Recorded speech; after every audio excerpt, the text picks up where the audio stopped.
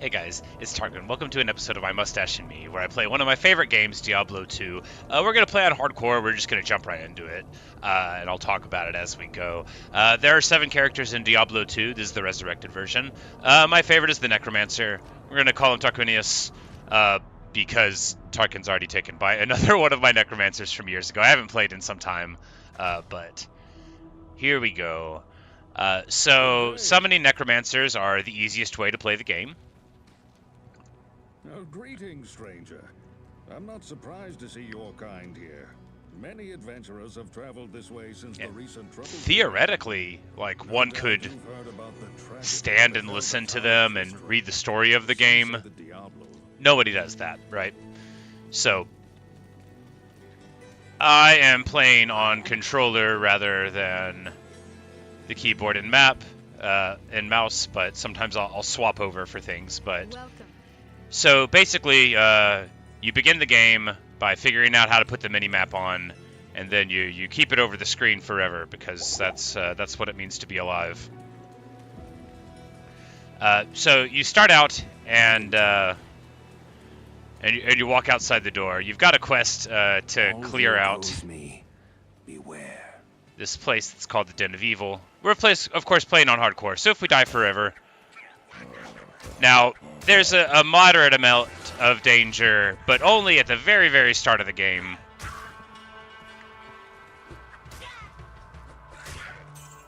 I need to...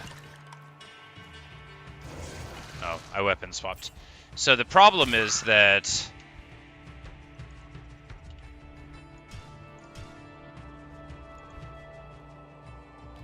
I need to... Oh great, this is gonna keybind the wrong things. So the user interface, if you can't like see what's on the ground, it's terrible. So I feel like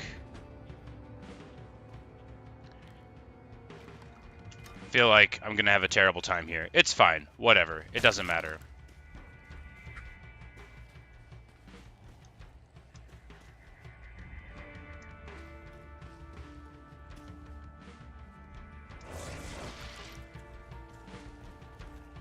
So this is making the game look terrible and boring.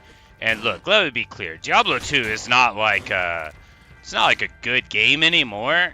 It's superseded in gameplay and stuff by a lot of, you know, the later things that happened. Okay, it does show up on the ground. I just thought it wasn't. Got it. Good.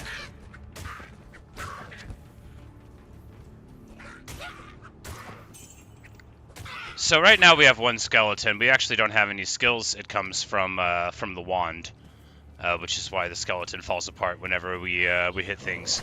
But as soon as we get another level, we'll get another skeleton. Now your first 3 levels in Raised Skeleton give you 1 skeleton each, which is, you know, awesome.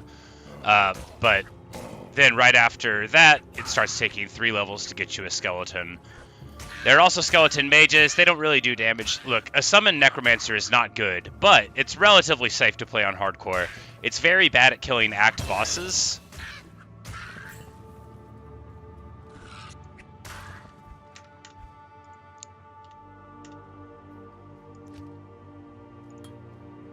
So there's also a thing called Skeleton Mastery that lets your skeletons get stronger. There's 4 stats to Diablo 2. Strength, for us, that really just determines what armor we can wear. Dexterity determines block rate, also attack rating, which doesn't matter. Vitality, energy you never take points into. Vitality is the one that you care about the most, really. You still want max block because you're playing in hardcore, and a little bit of strength won't hurt anything. But it's generally, in my opinion, a... Oh no, I've made a huge mistake. It's generally a good idea to take your early points into vitality. Now, if you're really playing Diablo 2, you'll already know when you start out the game how much strength you need. You'll have a specific kind of armor in mind, and all points that don't go to strength or to getting you max block are wasted. Skill shrines give you 2 skill points to all of your abilities, which means we'll be nice and strong now.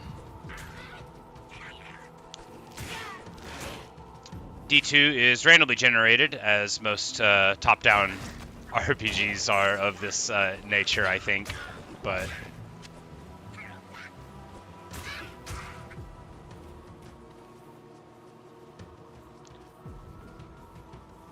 when you have very low vitality, you can like actually run out of stamina for running, which is hilarious and annoying, and not a thing that you have to worry about once you get going a little bit in the game. You have infinite amount of potions. They, I don't actually know how to open the inventory with the controller. Okay, yeah. So they're on your belt. Bigger belts get bigger slots. That makes sense. Different belts have different amounts of slots. So sometimes you can have like a belt with some good abilities, but if you have like another row of potions that'll fit on it, you'll be fine. And like I said, there's no cooldown for them, but they do have a slight delay on their abilities. Now we've got a buckler. This is great. So a note on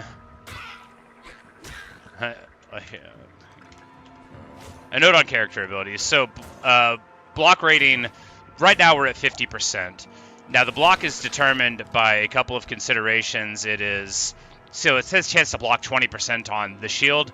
There's a algorithm that goes, I don't know it off the top of my head, but basically it determines what your block rate will be.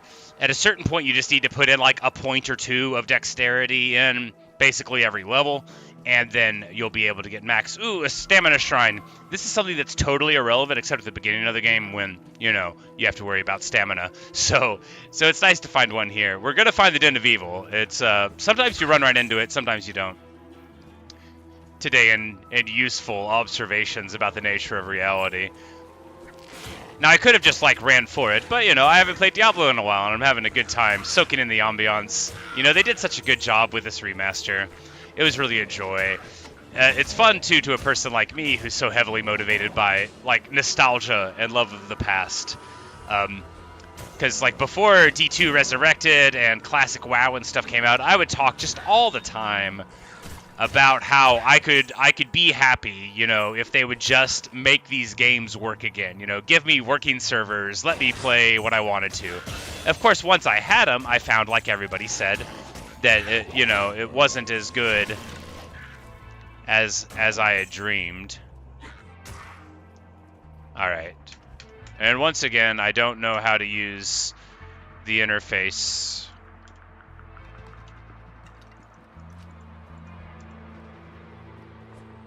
Like T, yeah, that's right. And we'll just take a couple points into strength because you're going to want like 20 or 25 before too long, just to ensure that you can carry whatever cool things around.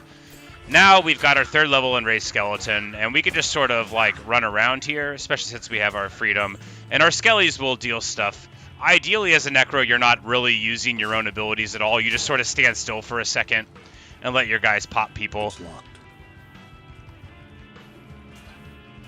And that's the great joy of a summoner, right? Is not having to pay very much attention. And here we are, the Den of Evil.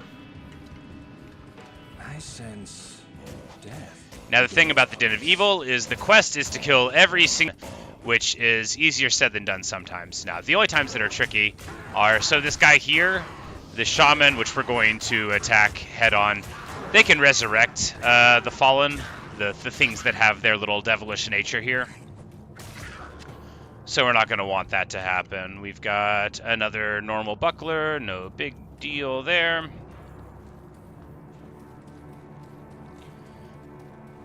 And when you get much further along in taking care of your enemies, there will be a... ooh, we got a little hat now. Hooray!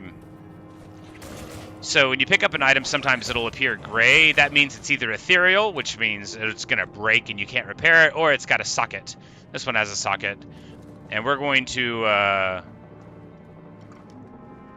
forget how to use the inventory with the controller. Story of my life.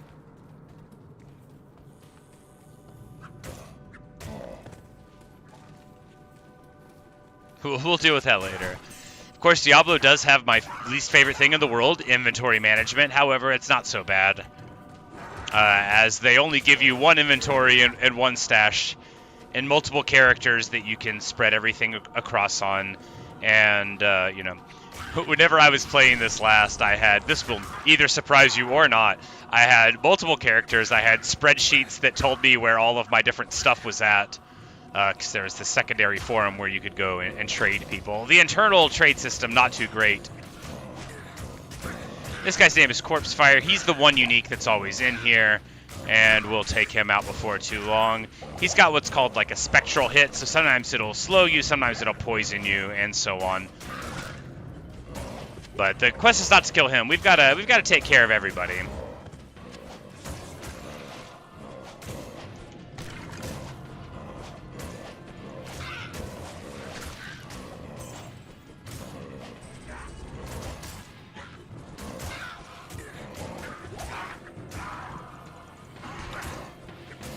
So many things about the interface change whenever you go to like keyboard and mouse, but just like the scale of things, the size of UI elements, it's all very interesting.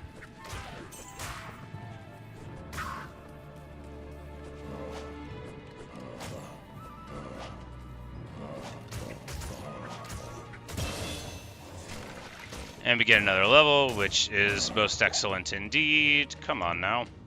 Gotta click, okay. And we take a skeleton mastery. Before long at level 6, we'll get a golem, which is gonna be really good. We just wanna check block rate real quick. So 25% block. Like I said, it decreases pretty quick. Start out with 25 dex, which is a big amount. And now we just want to keep it basically around here. So every level 2 we'll put in a level there. So here we're seeing, okay, 15 strength for an armor, but pretty soon we're going to start seeing stuff that's like 25 or 30 required. Now right now we're probably getting a little close to finishing up. I can't carry anymore. Can't carry anymore. Legendary moment. But when you get to just a few enemies remaining, they'll start showing up on the mini-map and it'll have a little toggle that's like, hey, you've almost done it.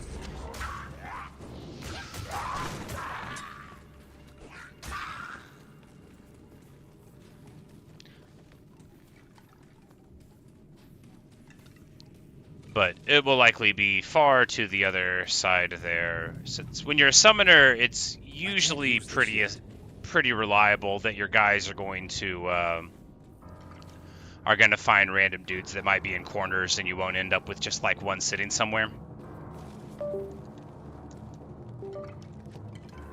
It occurs to me that having this controller that disconnects could potentially be like super fatal and in a hilarious way. Because of course we're playing hardcore, where if we die forever. It's the only way to be. I mean, if you're going to be a summoner, you might as well have some stakes. Now it's not an entirely passive playstyle, but it has to be right now. I could get a thing called Teeth, which is like a spell. We'll take a look at the other spells here in a bit. As a completion for this quest gives you a skill point. Quite rare for the game to do that. It only happens in a couple areas. But here we go. We know the quest is done because enough to earn the rogue's trust? It helpfully has the air cleansed. Enlightened. That's not what enlightened means.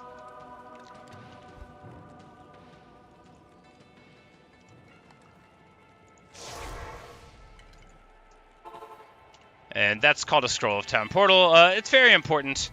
Now, there is a person that can eventually identify your items, but part of the game, they thought this would be a part people liked, is that you have to identify things before you can see their effects. Often, these things will be terrible. I don't have enough gold for that. We're about to get a ton, yeah. So, a couple of skills on an item will make it worth a ton.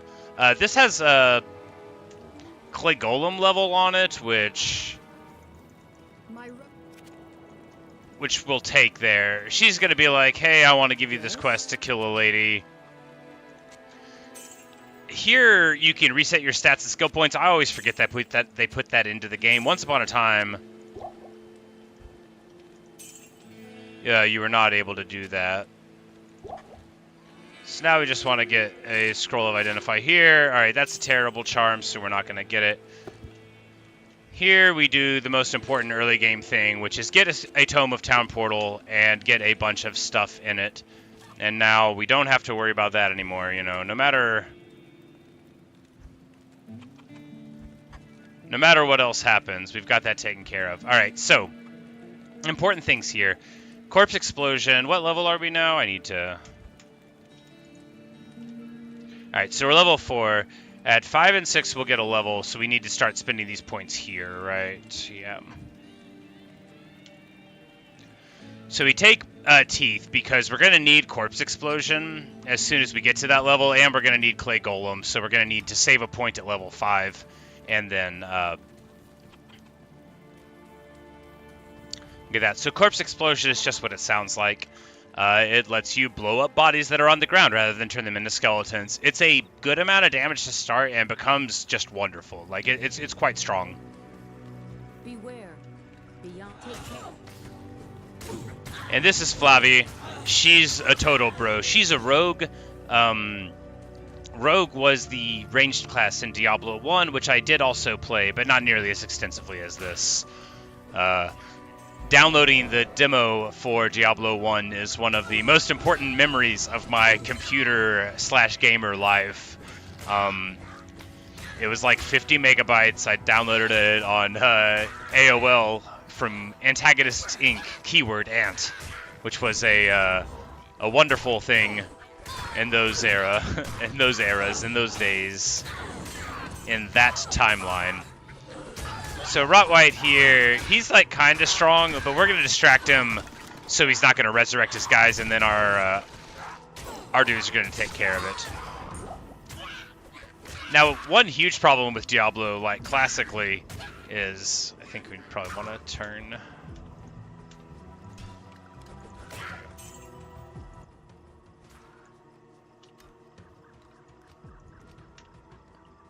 Yeah, that should be better, I think. The game signs can kind of get repetitive here. But it was like 50 megabytes, and I downloaded it, and I was a kid. I didn't really understand how things worked with the internet and all, and computer structure. We had a DOS system and like a Windows 3.1, but like I was still learning about the internet, you know, and how everything with that worked out. And 50 megabytes, you know, at this point was quite considerable. And basically I couldn't find it, and I ended up having to download it like again. But it was a wonderful demo. It let you play online. It let you play like a huge portion of the game. Let you be the wizard, which was cool. Or was it rogue? Maybe it was the rogue. I know that I got so into it, and then we eventually did get the game.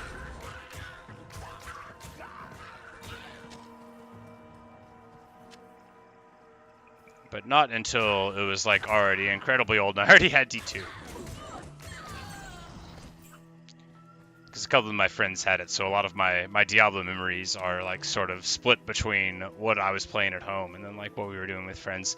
So what we want to do now is go to the graveyard. Now the graveyard is the next quest. There's this lady there called Bloodraven. She's pretty tough. Well, we might die when we go there. It'll be fine. So the important thing is there, when you do that quest, you get access to your follower, which is very strong. Here, it'll just be a rogue. When you get to Chapter 2, the follower is like a... They call him the mercenary. He's got like a spear, and he gives auras, like for attack or defense, for damage reflection, that kind of thing. And of course, with a bunch of summons, those abilities become quite good indeed.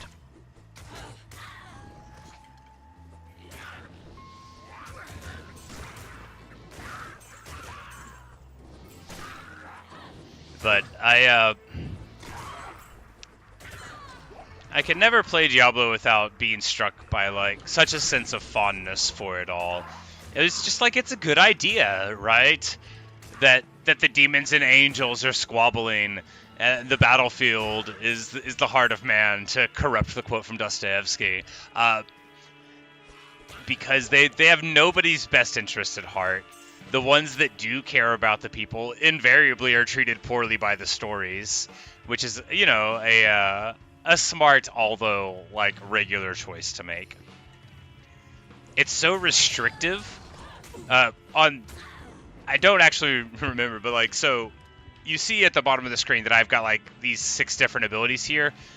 When back in the day, when you played on keyboard and mouse, you only had 2 abilities, right? Like, you had your right click and your left click, and then you changed what those were with your keybinds to cast them, which is just miserable, you know. Like, you get used to playing like a modern game where you can do 6 abilities by hitting 6 buttons, and it's real hard to go back to cycling through in order to right click on something, you know. And here you even have, yeah, you hit L2 to get access to a different group of abilities, which is just like a wonderful world of accessibility increases. Accessibility is probably not the right term for that, but I mean, it could be. Because after all, I struggle playing games with a mouse now. Anything that's very clicky, as this game, every time we're clicking on a thing would be a click. And really, I played so much Necromancer on Reloaded rather than my other great love, which is Sorceress, and my other great love, which is Amazon, because it was much less clicky. And then I got Enigma that lets you teleport, and then it was clicky again. But, so what we're trying to do here is just not get killed here. This is where it would be really good to have Corpse Explosion.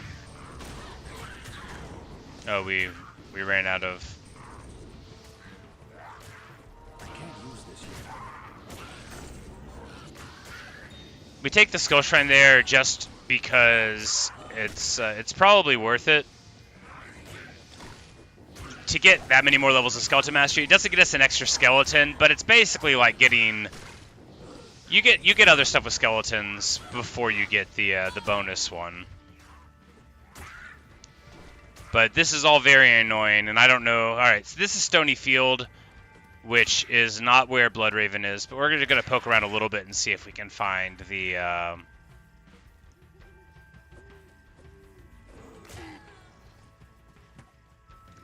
waypoint. Because then we could just pop back in from the other way around. Alright, these champions are probably going to just murk our guys. No, we've got the skill shrine, so that's right. I'm like, they are quite stronger than we are. This is really the well, I mean, it's Diablo 2. Like, it is what it is. If you can't kill what you're supposed to kill, your build is bad, or you're not where you're supposed to be. But you run into groupings of people that are stronger than normal, or that are what we call uniques in the game parlance.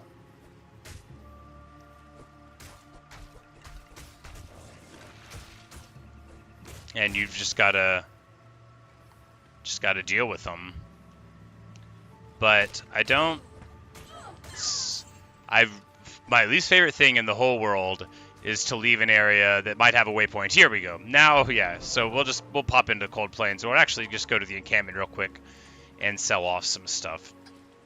Also, Akara here, she's a legend. She's who everybody goes to sell things. And there are other people that are merchants, right? But she... Now, normally you would never sell chipped gems, but I don't care. I just want inventory space. 2 decks. That's like a couple percentage of block. Theoretically, fine, but inventory space is premium. You don't... 1 stamp pot is probably fine. They're cheap, and it is really annoying if you don't have them. Now we are gonna take a couple points in a dex and keep pumping the vitality. And here we need to save our skills for level 6. Now going to kill Bloodraven would be a lot easier at level 6, which is why we're gonna try to do it right now instead. Yeah, it's probably going to be down and to the right there. The other Necromancer thing you have access to are called curses, which we also should get pretty soon, but...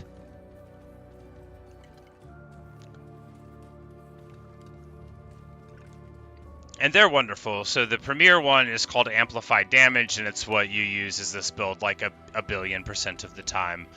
Amp Damage does what it says on the tin. It doubles the amount of damage that you do to your opponents. And that, of course, is roughly good. And more points in it just makes the area, I think, bigger. And maybe the duration. But usually, you know, you only want to amp a couple of things. Because you amp, and then, you know, okay, you've got your amplified damage rolling. What next? Well, what next is you explode the corpses. Now, we're going to be here in the graveyard. And we are not a good build for doing this, but it doesn't matter. So Blood Raven is an archer. She also has like elemental abilities, very strong physical damage, and can resurrect foes. And she's fast.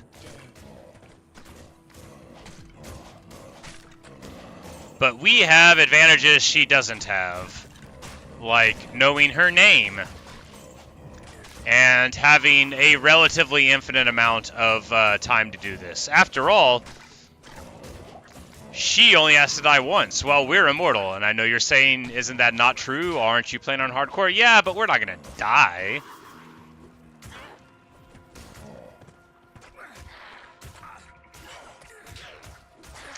And now we've already dealt with the ads, and because we've got, you know, like 25-30% block, we're in a fine spot to just stand up and fight. And now, Blood Raven, slain, get wrecked. Life is good.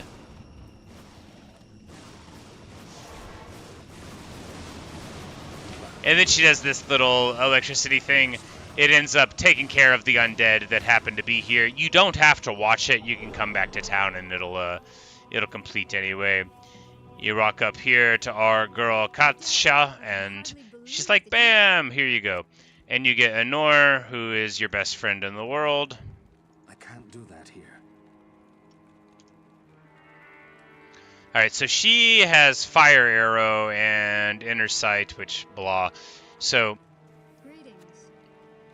they all have Inner Sight, and then they have different arrows. You want Cold Arrow, really. But first we have to say goodbye to them, right? How does one...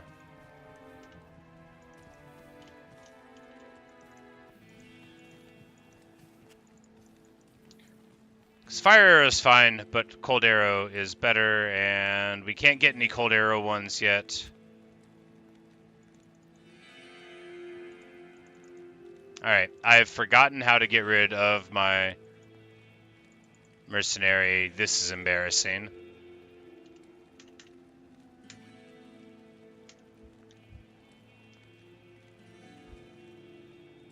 Alright, maybe if I use this part, we'll be able to get rid of them earlier. No. Alright, so I literally don't know how to get rid of them. I'll figure it out some other day. The good news is it doesn't matter, right? Because the ones that you can buy level up with you.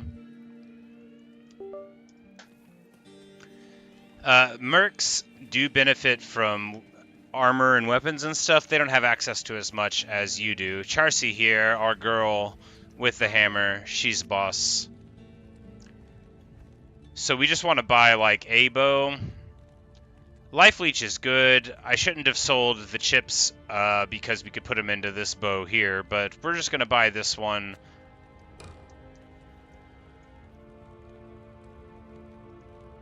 Not in town.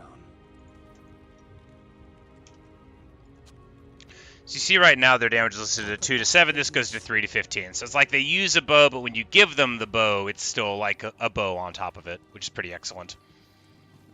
And now we're just gonna, you know, press on forward. So they don't actually tell you what to do from here, unless they do. But anyway, we know the next thing to do is look for another area. So that's what we're gonna do.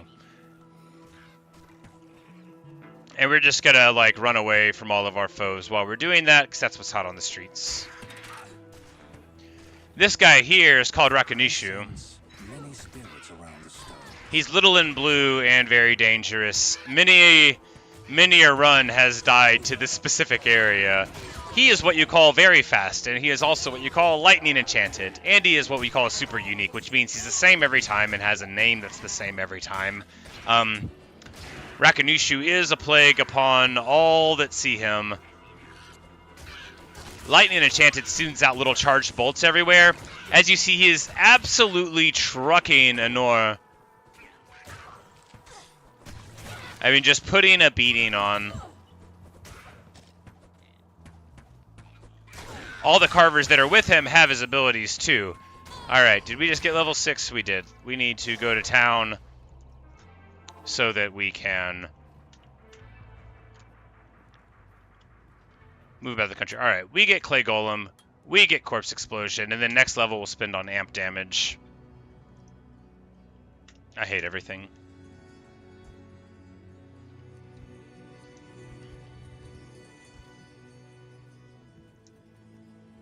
Alright, bind skill. Corpse Explode on that.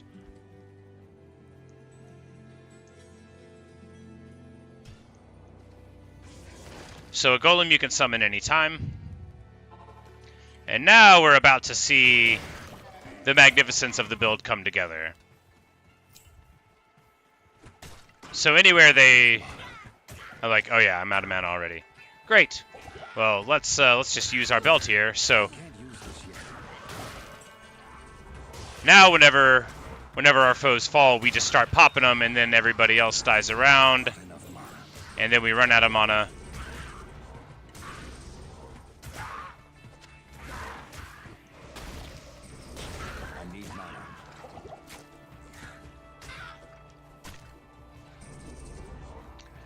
Now we see this little rock wall thing that is very promising. Ooh, mana recharge. Now we're cooking with the gasoline, as they don't say. We just need to find a. Hey, Citra Air. Yeah, pretty early. I've only been playing for like 30 minutes. Welcome. Moldy Tomes. This is going to give us the quest for the Countess. But all we got to do now is find the hole in the wall, and there'll be like a passage, and that's going to take us to the next area, which is called the Dark Woods.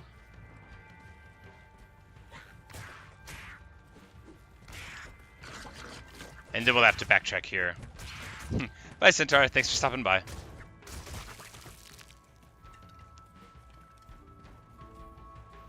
I hate to... Yeah, here we go. Underground passage, level 1. So this is like not that dangerous of a place. It can be a little bit. The next area we go has these big yetis, and they hit like super hard. They do a ton more physical damage than basically everything that you're used to running into at this point.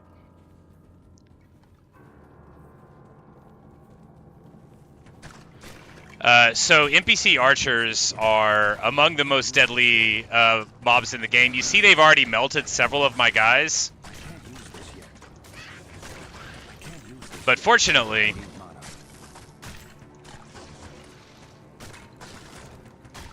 yeah, you see how bad they're doing? Are these, oh yeah, spectral hits, yeah. We're about to die. I need to get out of here. Oh yeah.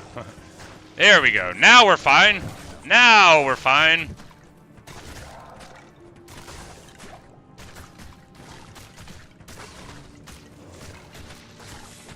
So that's like, they're very dangerous.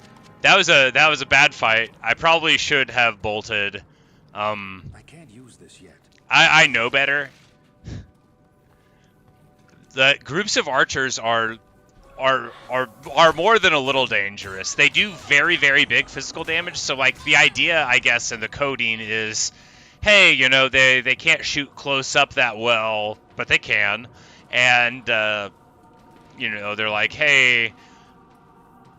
They shoot slow or whatever, but what the effect is that if you get a bunch of them shooting at you, they just melt whatever they hit, because they don't have to close the distance, right? Many an early hardcore run has been foiled by running into some archers that you didn't realize were archers. Because, of course, that's the point with light radius and all the other stuff going on in this game, is that you have incomplete information. And that's the beauty of Diablo. The random procedural generation, you know kind of how the places will be, and you know the sorts of enemies that will be therein. but you don't know exactly what it's going to be like. For every wall and shadow, there's a new possibility of danger, unforeseen.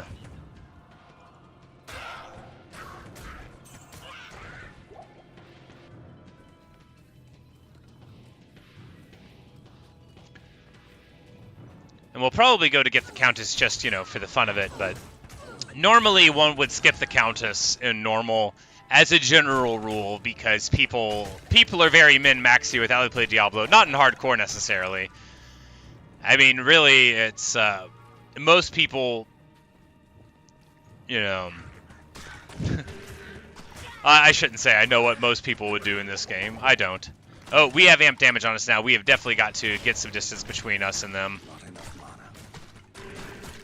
So now all of us are taking double damage, but we've already dealt with their big guy. That's a thing called Cursed. It can really put the hurting on.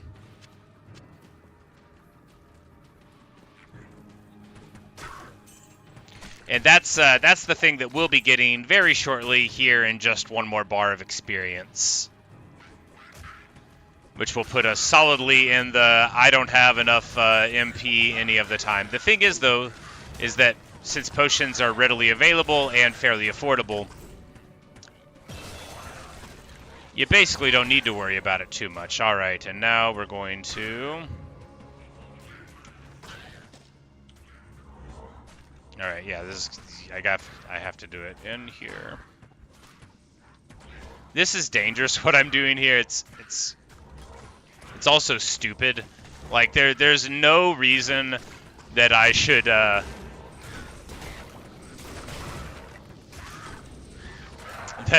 be leveling up in the middle of an active combat engagement. Basically, in hardcore, you're asking for it if you do stuff like fill up your whole screen with the UI while there are enemies around, because you don't know what's going to happen. As a Necromancer, you're relatively more insulated, but that doesn't mean insulated. Low quality wand. Let's see what we got. Yeah, so any of these things that drop that are our class wands can have like surprisingly great amounts of stuff on them already, because for some reason, like the way that they seed low ranking abilities can be, you can get 2 or 3 of them on a weapon and you can get like 2 or 3 or 5 total skills out of it very early in the game. It just depends on what they hit, because the items are all random. Not all the items are random, mind you. They have what are called uniques and set items in the game, which are sometimes highly sought after and sometimes incredibly useless. Now, they are the best things in the whole world to get when you're leveling up. It feels so good to get your first one that's like useful for your build. It feels so good. It's awesome. But depending on the item, you can use it for like ever. Like even like a level like 30 item, you might be wearing it for a mega long time. But usually they're good for a bit.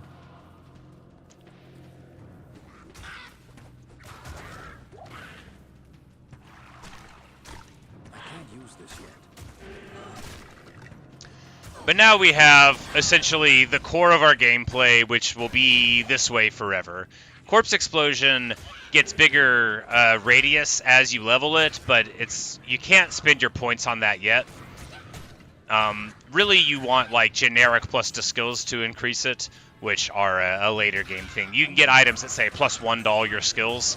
It doesn't give it to skills that you don't have, but if you have, say, +1 in a curse, and then, you know, you get a lot more, all of a sudden, you know, all of those levels go into the curse without you having to spend it. There's also a concept called synergies, and that's like for real points that you spend.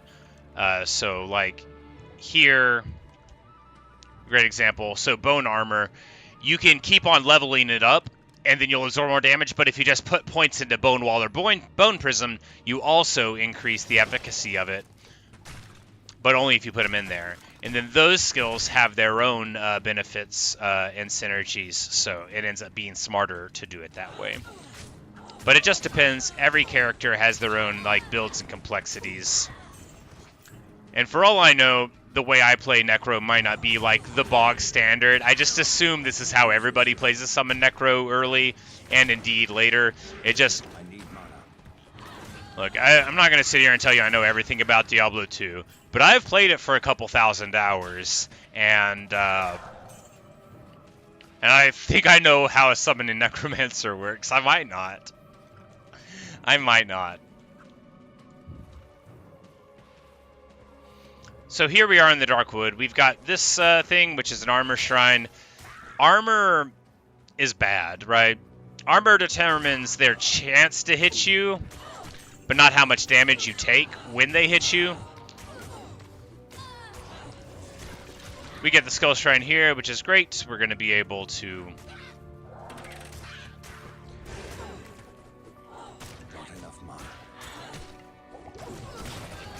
to create explosions. There we go. There we go.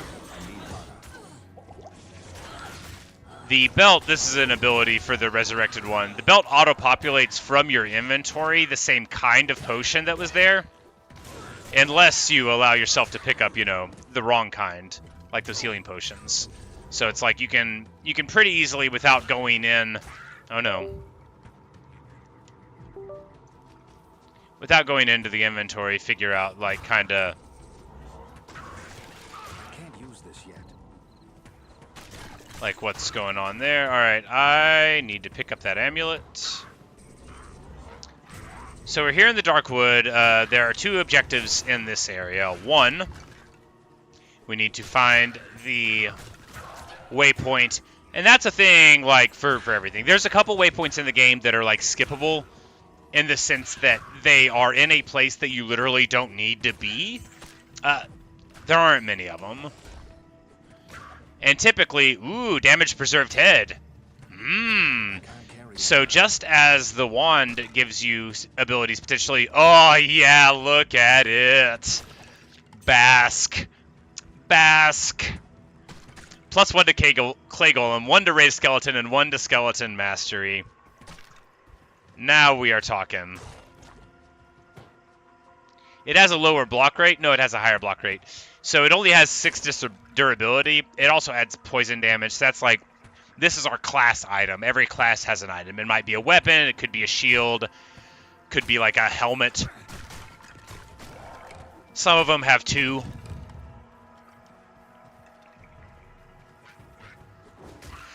But now we're in great shape. Our Clay Golem will be a little better, our Skeletons will be a little better, and it's all for free, essentially, right? Because we just picked it up on the item.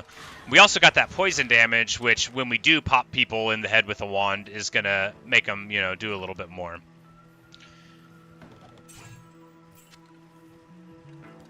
But we're going to keep on just looking around. I'm having such a good time. I love this game. It's like I don't have anything new to say about it, but who cares? It's not me. I've been... meh. I've been feeling kind of meh the last little bit of time, but I'm trying to overcome it. Y'all know how it is. Unless you don't, in which case I envy you. But anyway, we're trying to overcome it. We're pushing through the despair. No,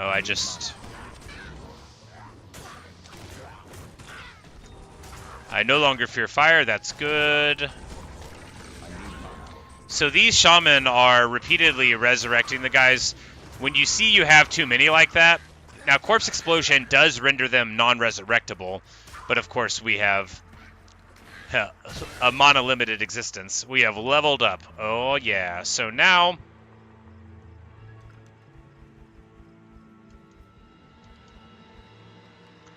what to do. Alright, so Skeleton Mages is at level 12. Golem Master we want a point into, but really what we want to do is... do we need any of these? I don't... yeah, like... so Decrypify is very good, but that's level 24. We don't need to worry about that yet. Maiden is 12. Iron Maiden can be situationally good. It makes them take damage, sort of like a reflective thing. I think we'll just take Bone Armor, though.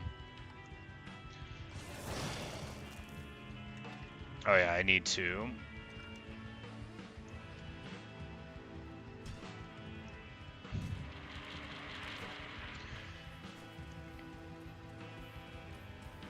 So bone armor is good. It both looks very cool. It removes the damage from you, and you can visually see when it's gone.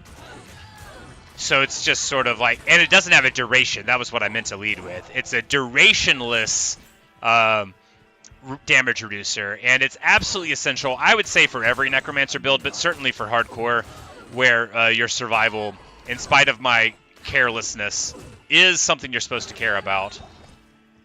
I can't carry anymore.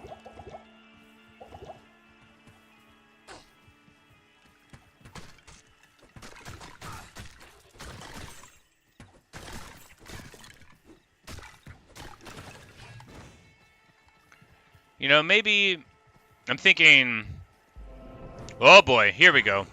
I saw the tree on the minimap.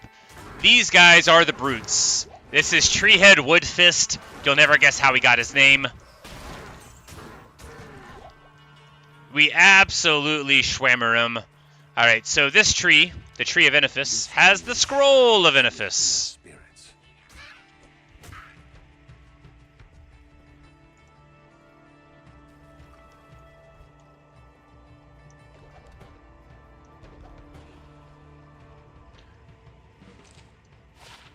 Alright, so we see here, this one is good at blocking, and it's better to raise skeleton, but it loses the other points. It sells for a ton, probably, so we're not going to get rid of it. We need space for the scroll, so...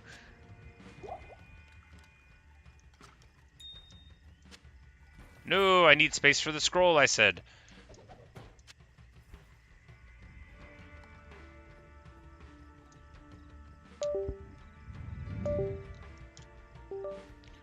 And now, because we have the scroll, we'll be able to use these things.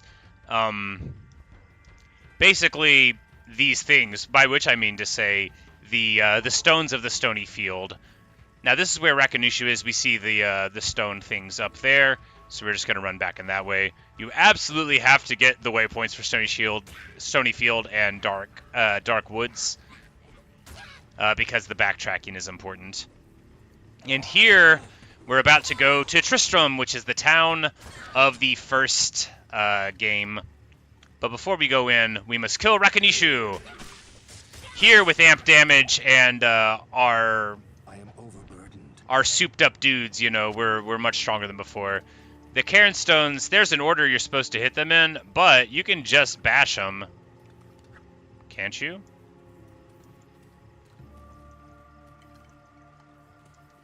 Okay, am I...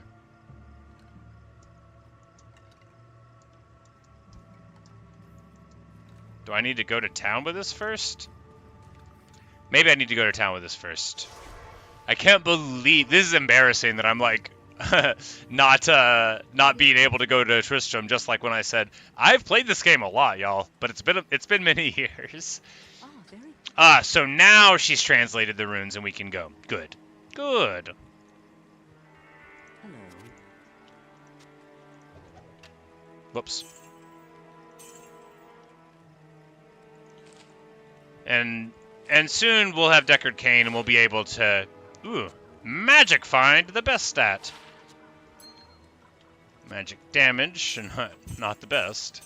Alright, so here we're just going to...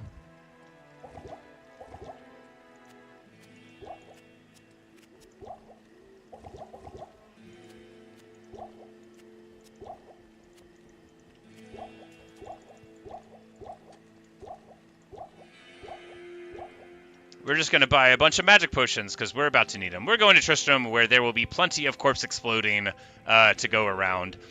So you have to talk to Akara, which I totally knew. You don't... and then you're supposed to do them in order, right? And it may even be recognizable by what's on them. But look, everybody in the world just clicks on the storms, in whatever order.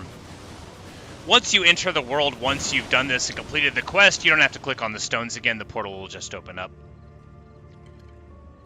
And now we go to Tristram. Now, Tristram's a dangerous place. This was where the first game was set. Now, Tristram is always the same layout, but you can have different different people and enemies within. And now we free Deckard Cain, which is like all you gotta do here, I think. But we're gonna clear it. This is actually like the best place to get experience in the early game. So like a typical thing people will do is called Tristram runs, but we're not living that life, you know. We're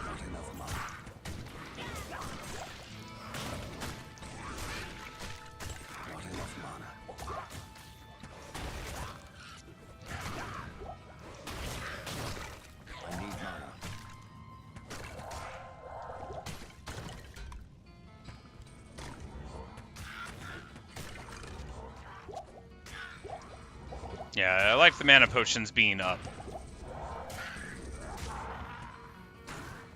Alright, so there will be a handsome blacksmith somewhere, and we will we'll have to get a leg from him. It sounds weird. We're not going to use the leg right now. It's just important that we get it. No. Poor Wirt. He's a good lad.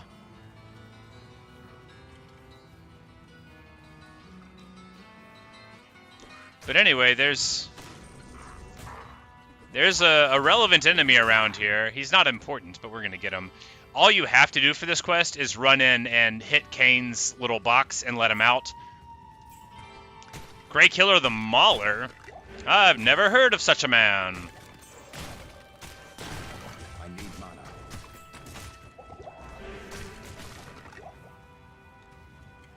Here we go, Griswold.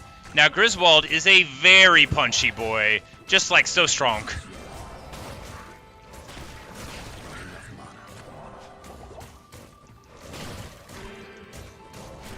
He does have Cursed, which makes it even worse, of course.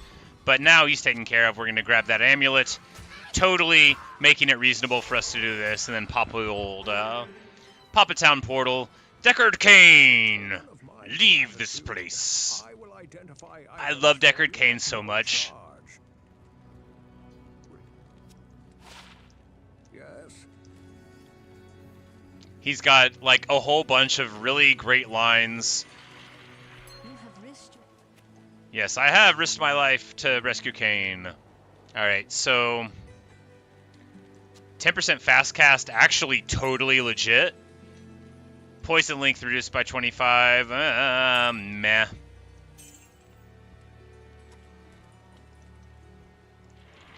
Greetings.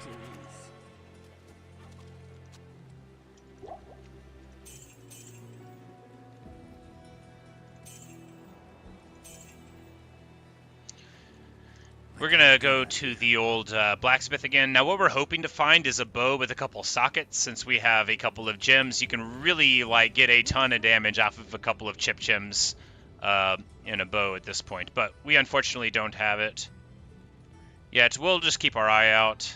Yep, none of those have it in it.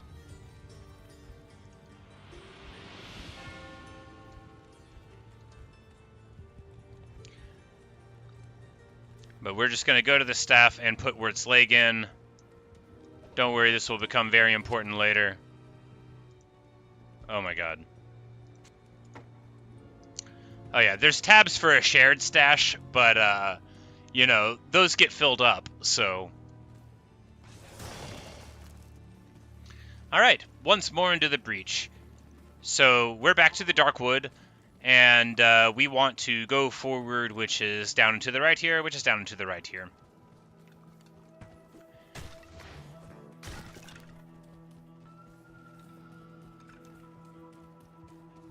Because we're just gonna, you know, do Act 1. We're gonna do the quests. We're gonna explore. We're gonna showcase the things. We're gonna maybe get killed trying to pop the Countess.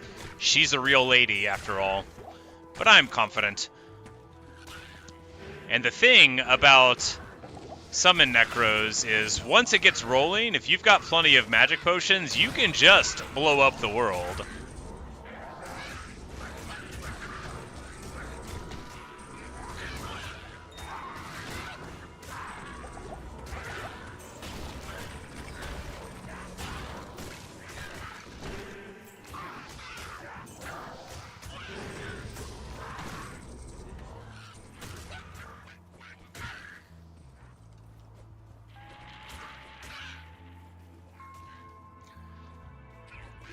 And then, like, they think we're retreating, but actually we're just skeletoning, and things are fine. Alright, we found it. We found it. Now, we're going to want to find the Black Marsh waypoint before we go to the Forgotten Tower here. Hey, there we go. Stamina! Now, there are areas, like there's a little cave on the map up there. I forget the name of it off the top of my head because you don't go there. So it's basically like there are areas that lead to quest things and to certain super uniques, and then there are ones that don't. And usually people just don't go to those. Now, some of them are like bugged and have like a special item level that they shouldn't have, but that's like sort of an end game thing and not at all something that you're concerned with in normal. But as many people, I like playing, you know, in a certain kind of way. So like if I'm clearing a chapter, I don't prefer to just reset for the safest and best places, you know, to do things. I prefer to go and see a little more, right? So here, summoning, we're going to... What level am I? 9, yeah. We're going to take a point here, because one more point, and then with our additional skills, we're going to be able to get an extra skeleton. And certainly, like, 3's not enough, right? You want more. You want a ton more. But you have to settle for what, you know, is a balance between reasonable and then, like, not gimping the rest of your build too bad. You don't want to hurt yourself in the long run, right? You wanna make sure that you can stay big and strong. I guess you can respec, but look, I'm a purist, right? You make a build and you only respec if you've made a mistake somewhere, not like, you know, for any other thing. Also, this is the best way I know how to play. So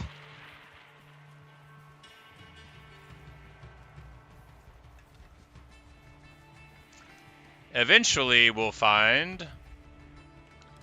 No, I'm just gonna pop a stam potion. You know, I think there's definitely something to be said for carrying some of these in the early game. I'm gonna have to transition into doing that. Alright, Black Marsh waypoint, there we go. Now we're gonna go and see Madame Countess. Since in hardcore too, like, you're not trying to go as fast as possible, you really need to make sure, you know, that your power level is commensurate with where you're at, that your survivability is good. And act bosses in this game are tough. They do extra damage to summons. It's hard to take care of them. And Dariel is the boss of Act 1. She has significant poison effects that can really, really put the hurt on. It's no easy thing to deal with the bosses in this game.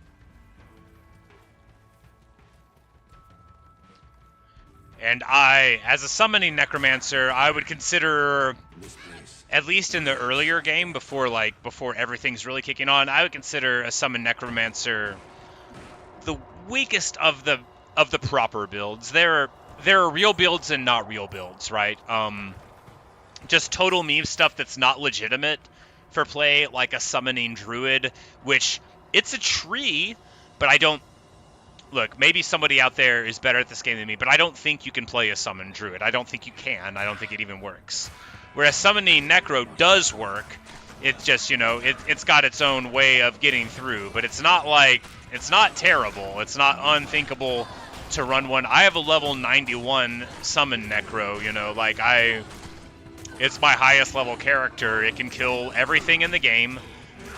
It's a real build, but it takes a while to get out of the ground.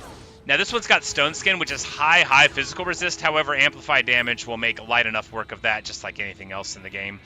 Yellow is the color of rarity, to which I mean a rare item. Now we don't need that, because no matter what is on a rare, it'll never be better than just my +1 skill. That's because I don't need a sword, and my mercenary doesn't need a sword, right?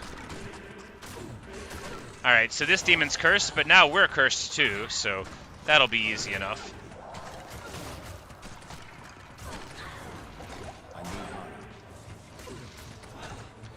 Very important. So these are archers with curses, so we just need to make sure that at all times we have our are guys taking the hits, because you cannot, absolutely cannot afford to get shot with amp damage on you by some NPC archers. You'll get melty. You will wake up dead, and then you'll be like, oh no, how could this happen to me? Why did I act like I didn't remember what was going on here? So ghosts are highly physical resist as well, but you take that away. So one reason that Skeleton is great, Skelemancer, the Summoning Mancer, is great in the long term is as you develop in the game, there's other difficulties, Nightmare and Hell, past normal. And mobs and uniques start developing more immunities gradually and then suddenly.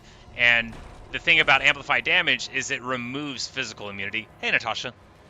So that makes it a very good choice for solo play in that regard. And of course, summons in general are going to be soaking a lot of hits, which is what you need on hardcore. Because you can play hardcore with other people, and many people do, but I usually prefer to play my hardcore characters alone. If it's not like, you know, with friends. Although, streaming it is something I've never done before, and of course would make an interesting sort of wrinkle on the despair of losing a character. But I figure if I can lose a Minecraft hardcore world, I can certainly bear to lose one in Diablo, where I've died so many times before. Not enough mana.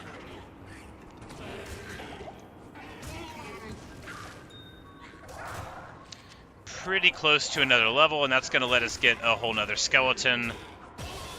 Yes, marvelous.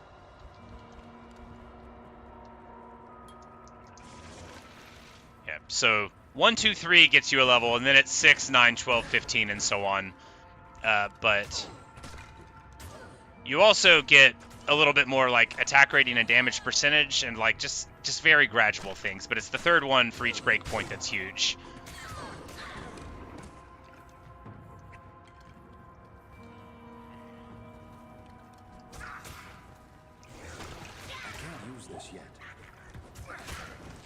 Now, if you ever see like a staircase, you can go up and down them. Enemies can't, so it does give you some safety there. We're on level 4 now. Level 5 is where the Countess is. Level 5 is the same every time. Now, I have fought the Countess on normal, I don't know, not that many times. I have killed the Countess on Hell difficulty and Nightmare difficulty thousands of times.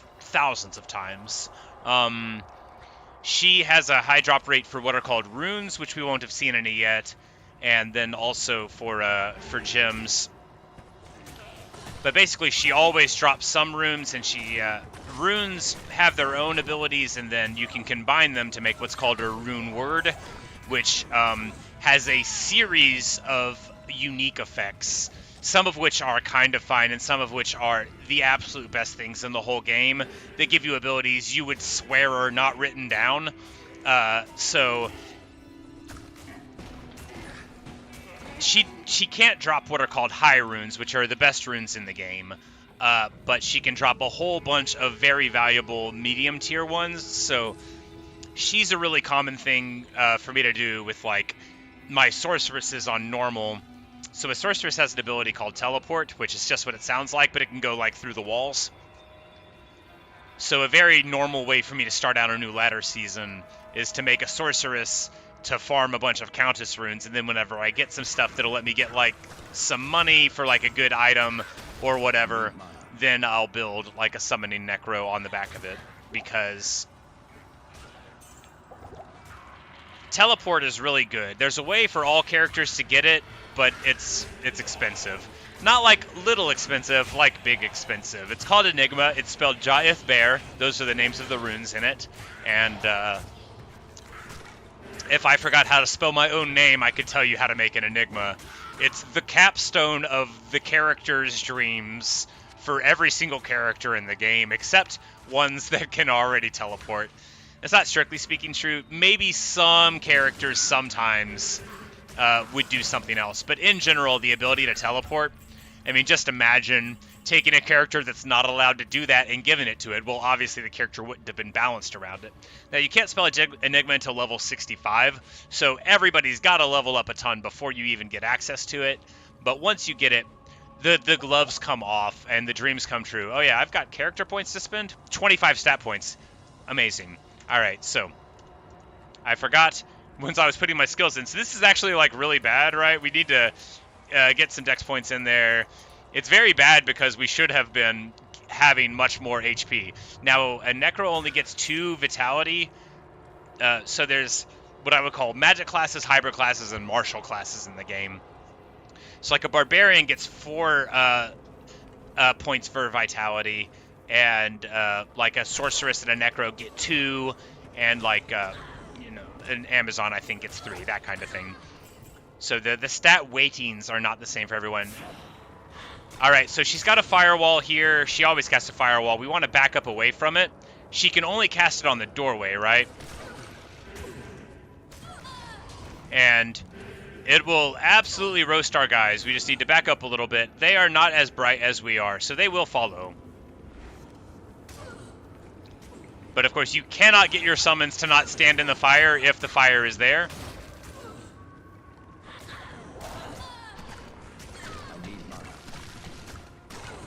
We're probably going to have to res them here in a bit, but there we go.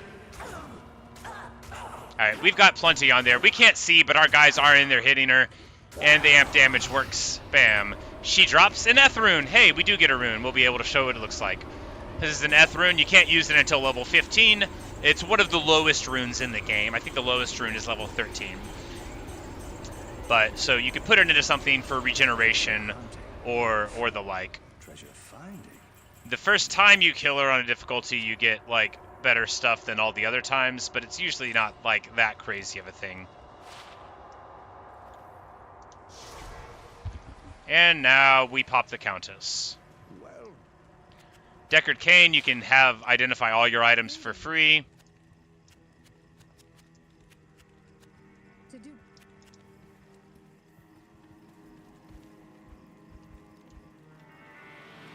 And that's, you know, that's what you get. And she's like, you know, she's super evil. She's sort of like Elizabeth Bathory sort of figure.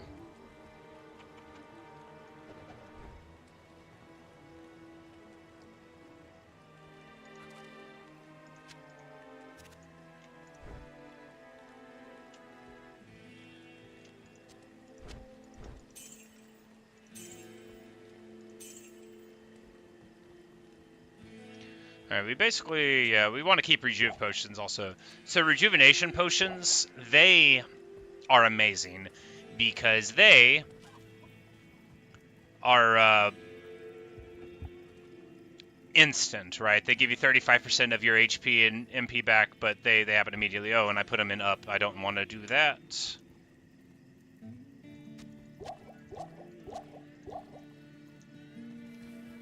So now we move forward. Back to Black Marsh, but we need to find the monastery. Now the monastery is like a huge area. It's the whole last. I love this game so much. One of my friends like can't stand necromancers. This was always like really funny to me. Like, he's not like morally opposed to him. He just thought it was boring. I'm like, what do you mean you don't like running around and talking to yourself and playing the game? It's like, I could see it if you would, like, cast some spells. I'm like, I cast spells. Look at me. I just raised a skeleton. The good old days. Because this lets you focus on what really matters, dodging firewalls. Because while I mentioned that I've played, like, a super huge amount of this game and have done, like, all the stuff there is to do it and so on, I don't know if I mentioned I'm, like, really bad. And that's why I play the way I do, because I'm terrible. Nah, I kid. Diablo is very much a knowledge-based game, where because the things are randomly generated, but you know they're within a range of expectations. If you know what's gonna happen roughly, like playing a Necromancer isn't actually automatic. I just know what to do whenever I see any enemy in the game because I know what a champion and a fanatic Darkstalker are. You know, like I can identify danger by glancing at it because I've done thousands of runs. I mean, like thousands. There were several years of my life where much of what I did was play Diablo.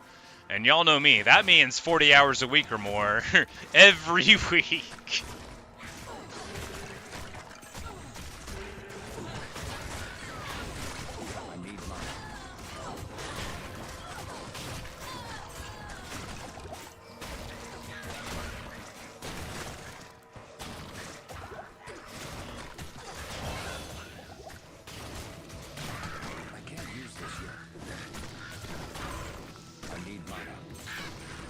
Here, what level am I? 11. Yeah, we need to save. Need to save the points.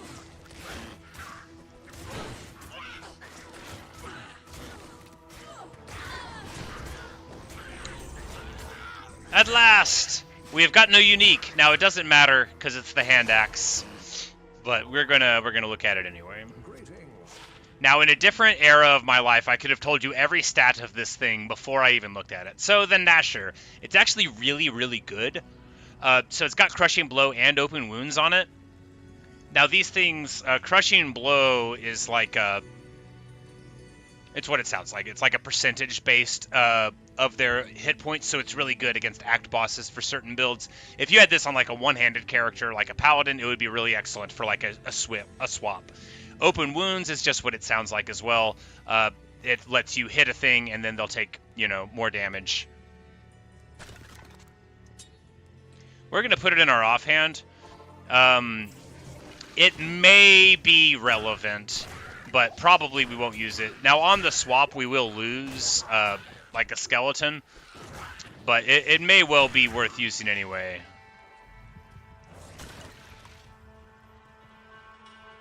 I need mana. And uniques have like sort of like a more gold color as opposed to yellow. I don't know. I guess that's how I would describe it. A more orangey color than rares do, which if you've played the game much, you can immediately see when they drop. You're like, hey, that's the kind of yellow I want to see. But most uniques in the early game are not that good. What we want to see is a unique ring, and that'll be called the Nagel Ring, which in Diablo 2, even the items, like, they're all range-based, right? Not every stat, but a lot of them. So some of them will be like 8 to 12 strength, and some of them will be like 25 to 50%, you know, resist or whatever, or magic find or whatnot.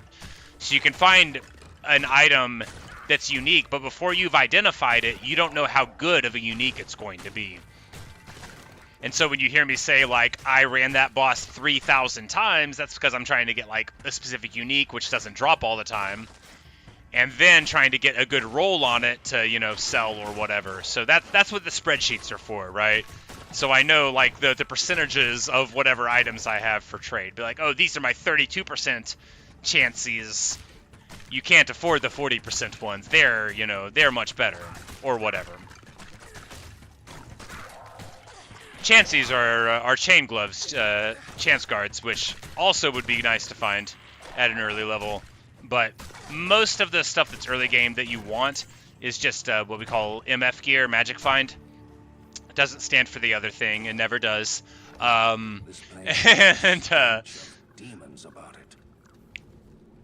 And here we have found the monastery. Now internally there is a place called the Outer Cloister, which we're about to go into. There'll be a waypoint there. Not enough mana. Now the cloisters are always the same, right? The outside part of them. So we're gonna go here, and then there's just gonna be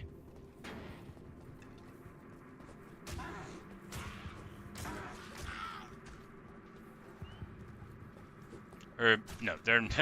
maybe they're not. Do I go left? Anyway, as soon as you walk into them, there's always going to be the waypoint in a reliable spot. That's what I should have said. That's what I meant by always the same.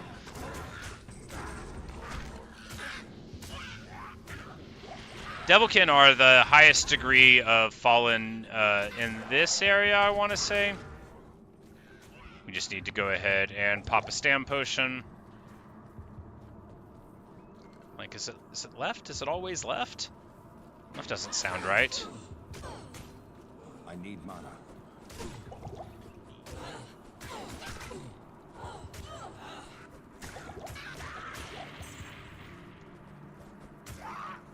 But anyway, in one of these directions, there will be a way down, and then we'll take it, you know? Cloisters are incredibly annoying as a visual thing, because when you're inside of the area, it sort of reduces the opacity so that you can see through the windows, which is good. But it sort of makes all the windows look as if they are doors. But thankfully, the mini-map makes a nice gold place where the doors are at, so you don't get too frustrated. At least if you're me, you don't. I could see it being annoying for other people, even with the gold doors. But many is the time that I have tried to run right through them. Here we go, the barracks.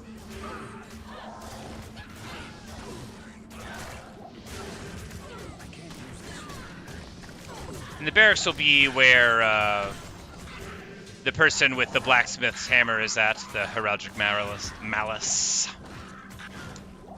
M-A-L-U-S, not M-A-L-I-S-C.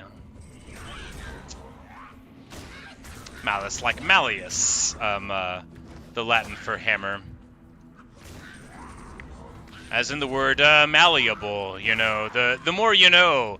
Y'all know I don't speak Latin, but I know a lot of Latin words, and I will, from time to time, bring them up.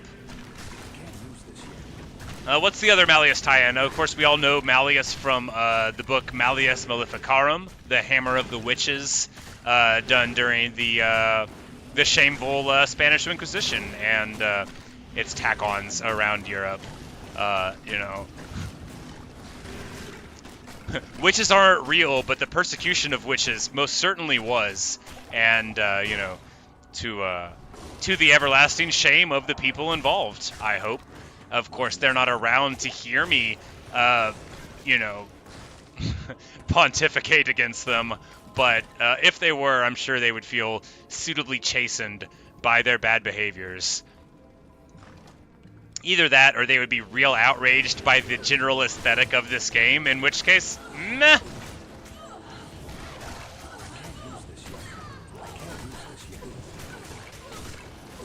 It's like I'm not focusing on it too much, but Diablo's super dark, right? Like super dark. There's just like bones and bodies. There's torture chambers galore. It doesn't pretend to be a nice place.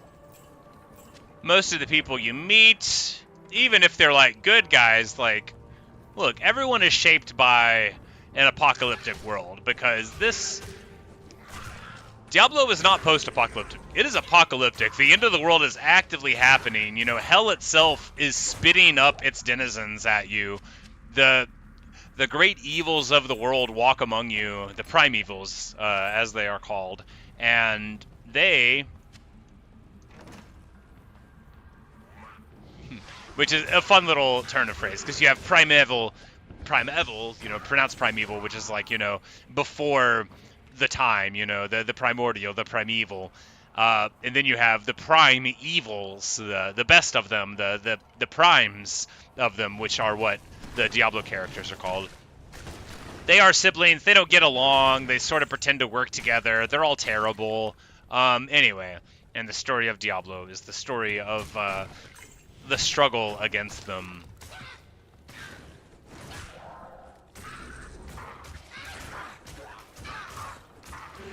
Moon Eye the Hungry, good for him. He is toasty now. I think Andy's gonna pop us. I think we'll die in the Andy fight. Sorry, Andy is the fond nickname for Andariel, the boss of Act 1. Everybody just calls her Andy. she's a real lady. She walks around without her shirt on. She's got like big old stabby claws on her back. She poisons everyone. She's a real lady. She's highly lethal, and I really don't think we're gonna get her. But you know, we're not there yet. This is just the barracks, and there's a little place we go through, like a prison area, and then the inner cloister, and then there'll be like 4 levels down before we get to Andy. We're not like almost there or anything.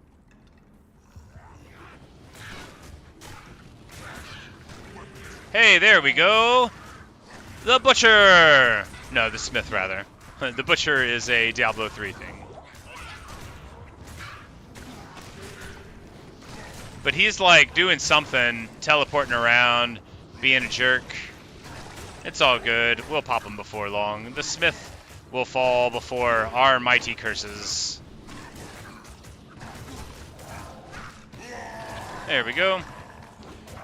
So the clay golem, I didn't mention this about him. He's nice. He's made of clay. He slows people and enemies whenever he strikes them. All this for a hammer? Hey, this is like a really nice hammer. I can't believe the Necromancer does not appreciate how nice this hammer is. We'll bring it back eventually. It doesn't actually matter, you know. You get a very good reward, but it's like one of those things that you don't want to use immediately. Alright, jail level 1. Let's go. The slow torture of caged starvation. So with a voice line like that, the slow torture of caged starvation, you really see that even for a Necromancer, our guy is a little unhinged, right? Because he's just like real calm about it, just real chill. All right, these guys have that aura, that's might, which means they're going to be striking considerably harder than we want them to be. So we're just going to need to be on top of this and potentially want to flee if anything gets sketchy here. But we should be fine. We're just going to keep on corpse exploding. There we go. Good deal.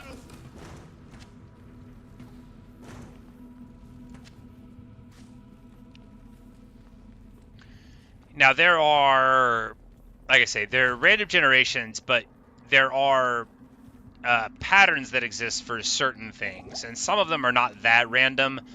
Don't let me lie to you and tell you that I remember all the patterns off the top of my head, but there's specific things with like the door placement in certain levels that let you know which direction you're more probable to find you know, the exit to the next level in. Not in this one necessarily, and even if there were, I wouldn't know it for here, because you only memorize those for what we call magic find runs, or like the runs that you would wish to grind on. But like Act 3, the boss is called Mephisto, and you start in Endurance of Hate level 2, and then you go to the next thing, and then you're in his area, which is all the same. So there, you learn like which direction based on when you teleport in to the waypoint and like the direction of a door. If you find it, you can figure out where you should go for the next one. And you can save a ton of time on it or none at all. It just depends. Bone mages are very weak enemies. Mages in general for the enemies are usually very weak. Because there's a ramp up on the cast. They're much stronger in higher difficulties because there's a reduction of resistances for you and yours that's just like native. But for normal abilities, they tend to not hit that hard. The exception is Lightning Enchanted, which is not a spell. It's a thing they do whenever they are struck, and it sends out a spell of lightning around them, and it hurts real bad. I think we probably should have checked in that right room there. It looks like it might have had the exit. Let's just go ahead and pop a stam potion real quick. Yep, there we go. I knew it. Now, the worst feeling in Diablo is when you don't pursue a little thread, and then later you find that you really should have gone that way.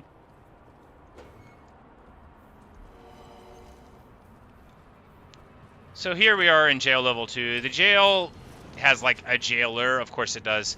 it doesn't matter. All you're trying to do in the jail is find your way out. So you just, rather than go to the center, you just pick a wall, and then, hey, there we go.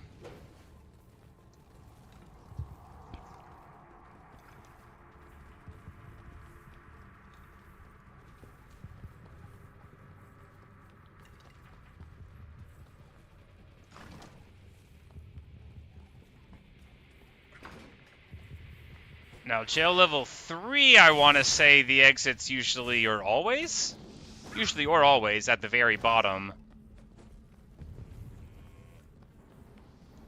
But it looks like I'm lying, or this is not the very bottom.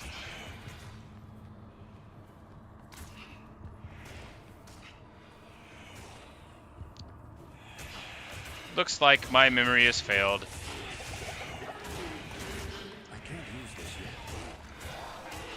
And of course, we're menuing in the middle of a fight again, just like I said, is very stupid. And it is. I want to be clear that it's not smart to do that. But I thought I could get away with it. And I wanted my stam potion. So you guys have heard me say this before. There are right-handed mazes and left-handed mazes, and you just have to pick what kind of person you are. Now, earlier, I just went down instead. So now we're going to go left. Because if you have isolated a huge part of the map and then you don't go left, and it ends up being left, you'll feel foolish. Please be left. It's not left. Alright, so.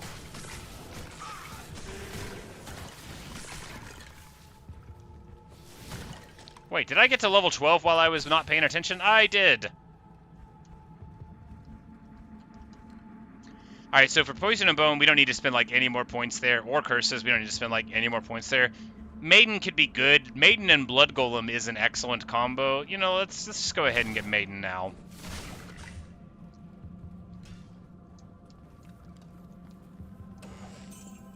Maiden being the charming shorthand for Iron Maiden, not the incredibly awesome band, but the spell in the game.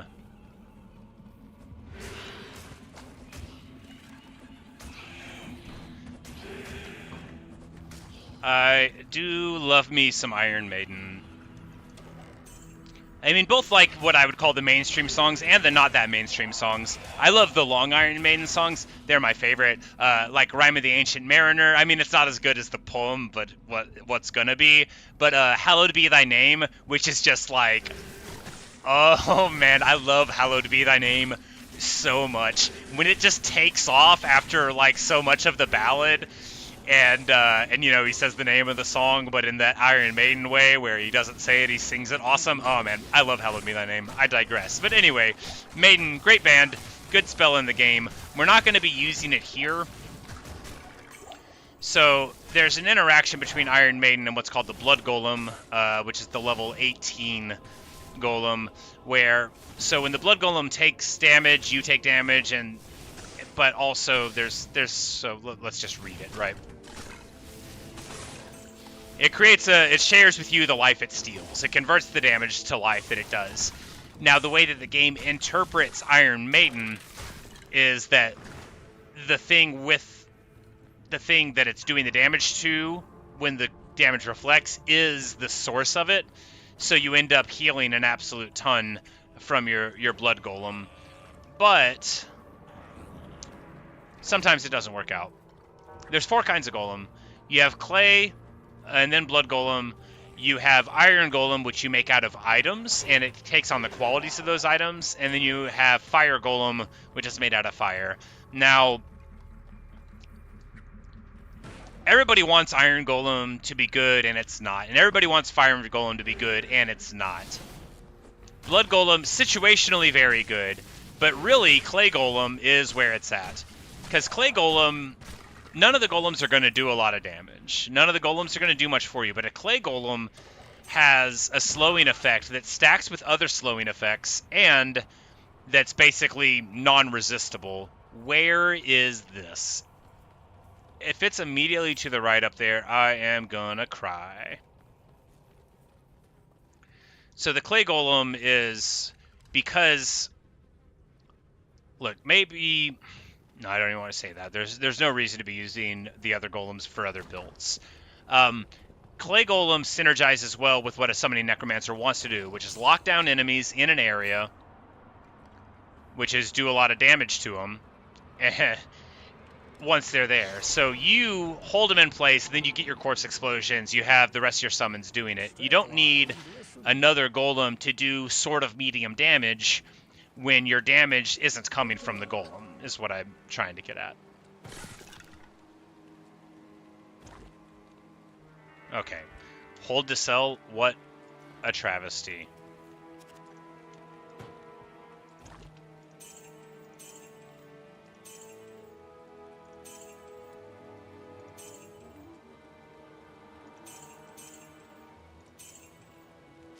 And again, normally you wouldn't sell these chips, but I don't think I'm going to be alive that long. We will keep the cold damage chip. We should put them into 10 stat points, man. I gotta...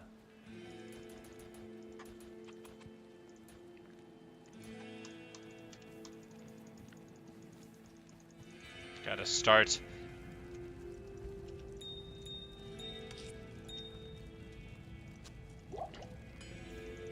Alright, we're just gonna come up to Charcy here and impress her. Oh, thanks. Alright, do we have socketed bows yet? Oh, yeah, here we go.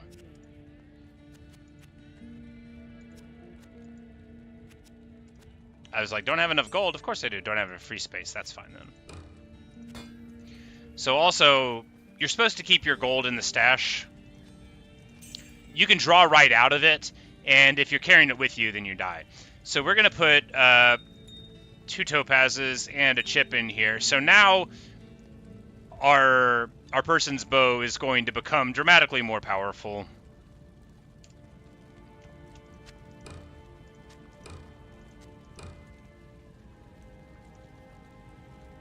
So she'll go from 5 to 17 damage to 9 to 34 damage, so essentially doubled.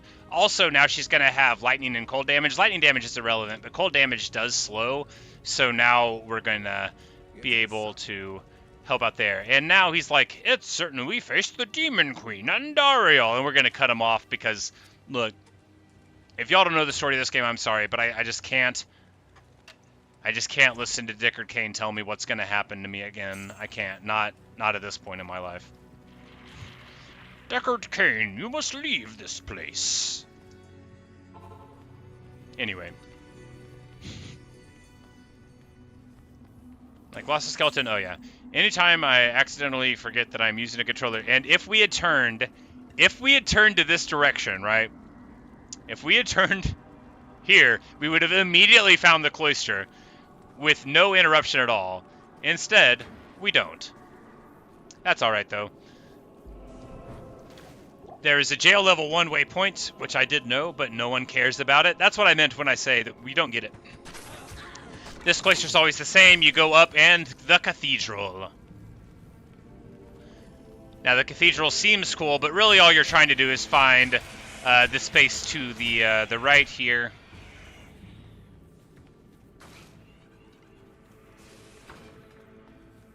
Where we go down into the catacombs. It's like, is there even like a unique? I think there's a unique. Oh yeah, Bone Ash. Super unique. It's alright. He's unlikely to drop anything that cool, but we might as well pop him.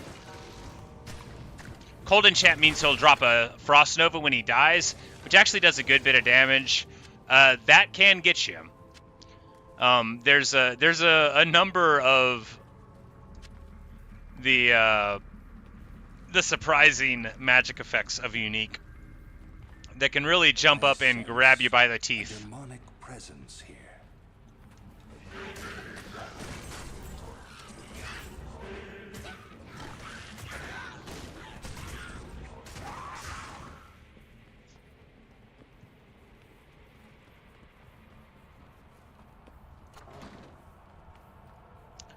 Now here, rather than go left, I had a feeling about going right, and as we see, it was correct. Now here for Kata 2, we have to get the waypoint. We just have to. There is no world in which you can avoid the Catacombs 2 waypoint. It's unacceptable. Enough mana. What we're doing here, so to be able to corpse explode, sometimes you have to get line of sight on the corpse, even though like it's around the wall a little bit through a doorway. It's just a thing you got to get used to doing. If it seems like you can see the bodies, but you can't like do anything with them, that's what's going on.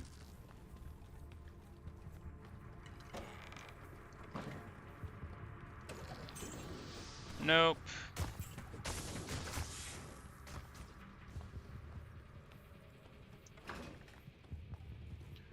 And this is probably going to be a staircase.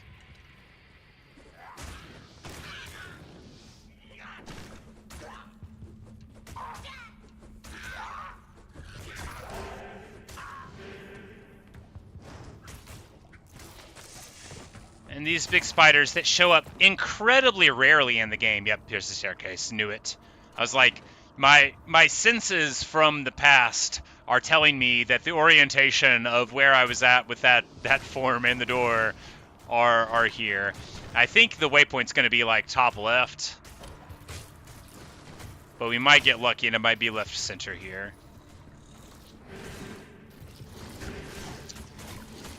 This spider's name is Ice Flame, which is like, you know, go off, get yourself a swoopy emover, you know, wear yourself a Alkaline Cheerio shirt and sit with me, Ice Flame. You and me get along great. Emo spiders. All right, all of my guys are dying, so we need to cut a hasty retreat out of this room. I can't use this yet. I can't use this yet. I can't use this yet. I can't use this yet. I can't use this yet. Alright, and now we see the bad part of playing a summoner. Sometimes you get into a room like that, and your dudes sort of get stuck on a wall because they are. And especially in hallways like this, so my mercenary was stuck on the other side of the wall, and she is the principal damage dealer of the set, right? You got damage sponge, you got damage soaking, and then you've got the DPS. And right now, she's on the other side of the wall again, right? And because she's incredibly stupid, she will never be able to get around there without my help. She won't be like, oh, I should go around here. And that's the misery of a summoner. There are certain places in Act 2 that are just total misery. And, say don't matter, the game summons are always dumb. Absolutely correct. That's why I was so mind blown with the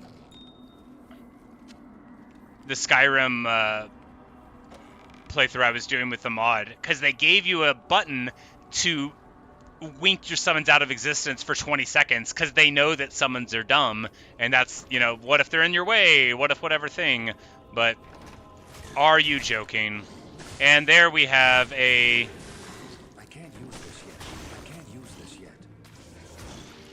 We have a dead-end door here, so apparently...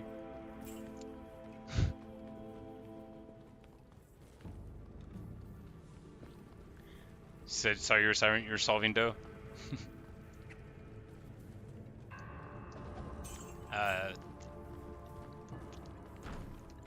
don't want to be like, I think you mean, but we call it proving. In English. Solving. That's an interesting way of phrasing it, though. I like it. I knew what you meant immediately. As a dough person myself. What kind of bread are you making?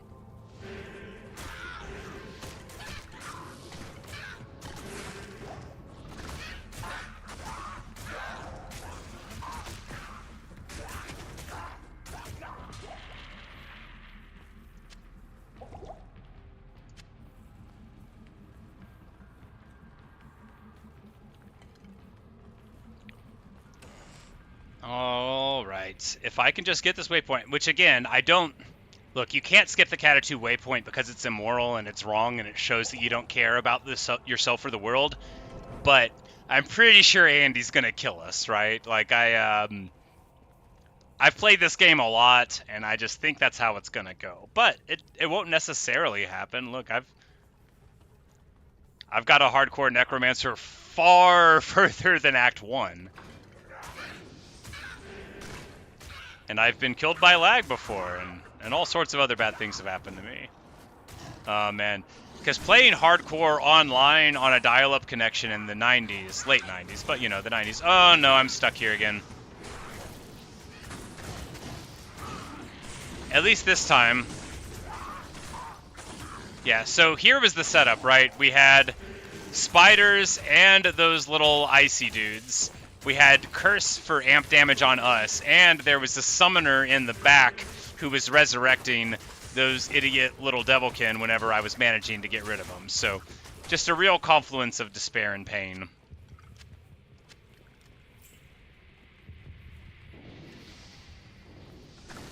I keep saying I need to make bread. I do. It's been ages since I cooked something. It was really whenever I started streaming that I stopped cooking, which makes sense because I was trying to only do, like a video or two a day kind of thing. So I had a lot more spare time. And now that I'm streaming, it's like, the length of it doesn't matter to me anymore. No one cares less than I do about my analytics. And, yeah.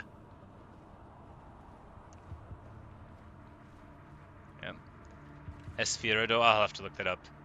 Yeah. I hate to be like, the English word is, but like, I have to. It's like, it's in my head where I just have to say it. But I hope it doesn't come off as like, condescending or like jerky whenever I'm like, the real word is. But, yeah, how could Google be wrong? And no joke about that, right? There's I mean, you can't just go on the internet and tell lies.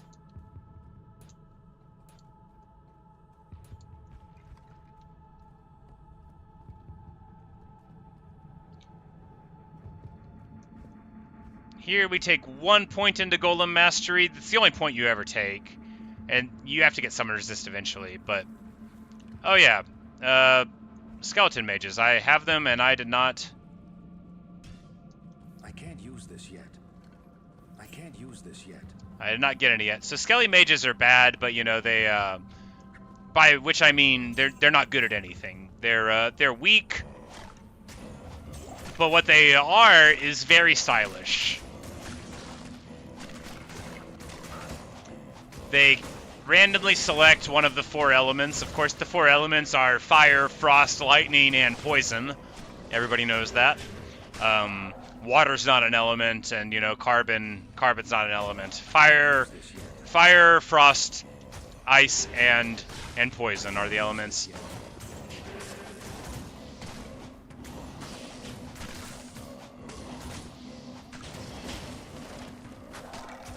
Fortunately, yeah, this Flame Call the Witch is really putting the hurting on my guys.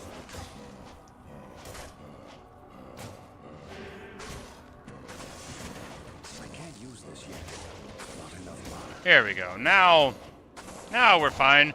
So the floating wizard-looking guys are an exception for spellcaster enemies aren't very good because they like cast these fireballs, but they also life leech off of them, which is wonky.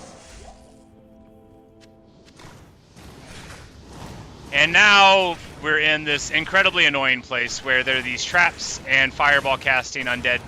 These are minions too, so they have stone skin.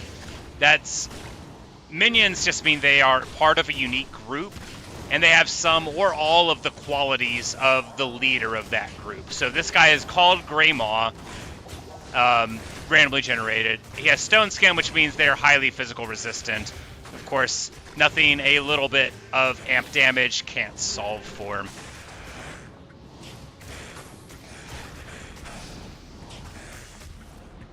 No, Tosh, I don't know if you've ever done this, but there's like, you can create silly little, like, bad poems by, like, translating something in and out and in and out and in and out of a language again, and just make it sound, like, totally cryptic, like something you would find, like, inscribed on a slate in a game that didn't want to let you know any answers. I don't do it anymore, but I did it a couple of times when Google Translate first became a thing. There was actually... Let me show my age for a second. So before the great collapsing of the search engines into Google, and before Google became terrible as a search engine, because it used to be good. I don't want to be all old man about it, but it used to be. There were all these different websites you could use, and the one I really liked was called Alta Vista. And Alta Vista had a translator called Babelfish, which is from Hitchhiker's Guide to the Galaxy, a book and radio series and movie and stuff. But it was a book first by Douglas Adams. But it was like a universal translator. It's a little fish you put into your head, and then you could translate any languages with it. Ooh, a unique short bow! Now this is not as good as the bow I have, but it is the Pluck Eye. It gives you Mana Leech, which, look, nothing about this bow is good. It would be fine if you got it at the very beginning of the game, but we didn't. It's significantly weaker than the bow we have on our person, and the Mana Leech is largely irrelevant. But there we go. It's still always very exciting to find a unique. But yeah, it was called Alta Vista, and it had Babelfish, and so you could, like, translate things from other languages, you know, using your automatic internet stuff. But I mean, they were not good translations. They were, I mean, they sometimes were. That's a lifelong aficionado of classic literature and stuff. They have these editions of books which are wonderful, that sort of have the original language on one side and then the translated language on the other. And they do this for what I would call, like, foreign English, too, for Old and Middle English. Like, if you're reading Chaucer, you could have, you know, Middle English on the left, and then this here. You could have, you know, like, you know, even older, you know, old, like, Beowulf and stuff on the left and whatnot. But it was sort of the equivalent of that. So if it was like, okay, if I can't get an edition of that for some book I'm obsessed with, like Count of Monte Cristo would have probably been the best example of it, because I didn't have a French and English Count of Monte Cristo version, but I could get a French version of it on the internet. So I would go through and find the French ones, and then I would sort of like Google Translate it for the passage and try to see like how close it was to whatever translation I was doing, and then sort of like pick what I thought the translation should have been. Because without knowing French at all, you can still have your opinions about how a translator is rendering a text, after all. And I've read, I don't know, like 10 or 15 different translations of Count of Monte Cristo. And because there were a couple years of life where I got, like, mega obsessed with it. Beyond what I would call my normal level of obsession for an artistic work, which is high. I got so into Count of Monte Cristo, which is not that rare of a thing. It happens to a lot of guys. You know, because it's got it all. Revenge, love, revenge, betrayal, revenge, revenge, revenge, revenge, and revenge. And then some revenge. And who doesn't love a little bit of that? But it's been sort of a lifelong stress for me. Like, that I don't have the will to learn another language, because it's very frustrating for me. I flatter myself that I'm very accustomed and talented with English, even compared to other native speakers. And it's rude, but how I usually describe it as whenever I'm like trying to like speak Spanish or French for one of my classes, which I did well in, I still feel like how other people must feel trying to speak English all the time when they speak it natively. I'm like, oh, is this what it's like to have to search for the word that you wish to say, to not like immediately have the stylization that you wish to use spring unbidden into your mouth? But I love these books from other languages, like just like French and Russian literature being the biggest of them, but also like, I mean, like Greek and Latin in a huge way too. But like, I could never learn Russian because they didn't offer Russian in high school, and, you know, by the time I went to college, I didn't, you know, care anymore. That's not right. I didn't think I would be good at it, so I didn't take it. That's the honest version of it. I'm so used to being, like, very good at academic pursuits, sort of, like, casually, that I don't have like any of the willpower necessary to push through not being good at a thing, and I just sort of abandon any pursuit that I don't feel like I'm excellent at immediately, which is like a super immature way to live, but it's sort of, you know, what I do. And also, like, to sound vain again, but I am like really good at lots of stuff, so whenever I find something that I'm not good at, it doesn't feel like I'm setting myself back by abandoning it. It feels like I'm naively trying to add to it, you know, like I'm not really great at throwing a football, so why am I going to try to do that, you know? I'm good at analyzing football.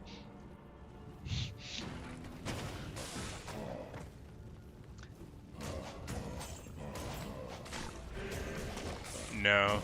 People never liked watching sports with me, though, because I have too much of, like, a literal view of the rules.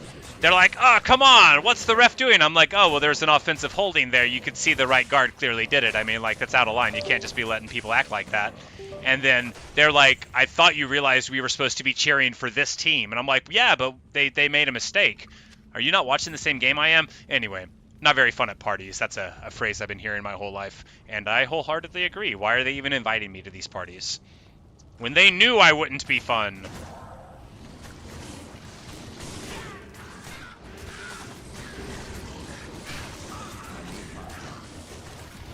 So this... We're safe here, right? But... as soon as we open this door... things are about to get different. And, we are going to clear all of this first. We're going to try to keep plenty of bodies alive. We're going to have to go to town real quick and get some poison resistance potions. They are absolutely key.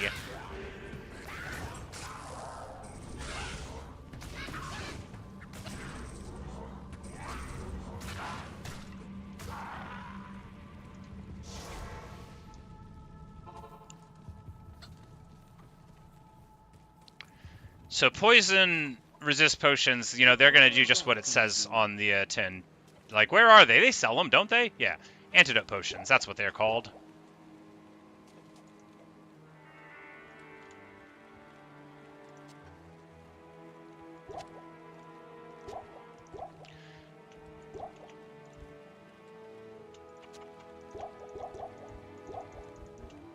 And here we are, so we got our antidote potion set up, and we're just going to hope that it works out for a little bit. Now, her poison hurts a ton.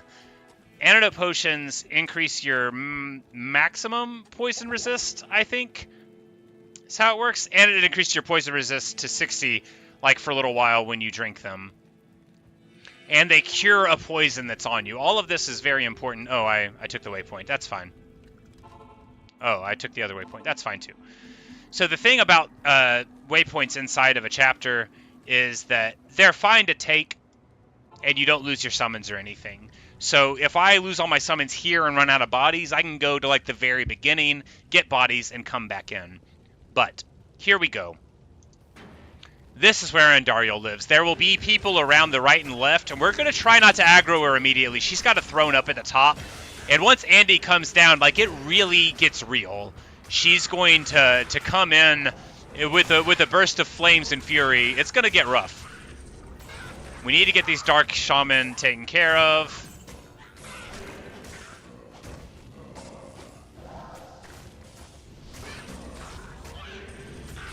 Because if they are still... Okay, here we go. There's our girl. You see she's real tall and real mean. We need to kill this Dark Shaman. It's very important. Alright, so far this is going excellently. Okay, there's the first machine gun poison. It's going to kill everything it hit.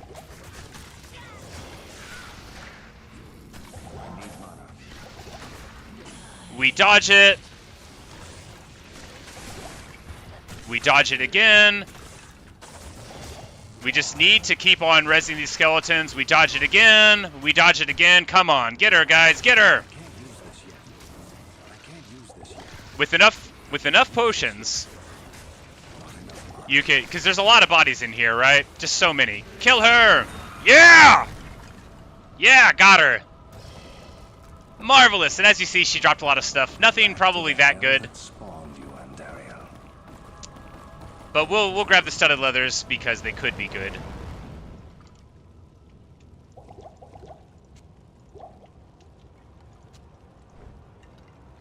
Yeah, so these take 27 strength, and that's just one of the reasons why, you know, we would have been... Oh, right. That one gives me strength. That's why I can't equip it yet. Yeah, so if you have items that give you abilities, like stat points, and then you need to, like, wear a shield that requires 80 strength or whatever, if you move the one thing off, then you can't, you know, you can't keep doing it. And that's not great. So this is a permanent portal that's like one that automatically opens when you kill her for the quest, which is why we're able to do it here.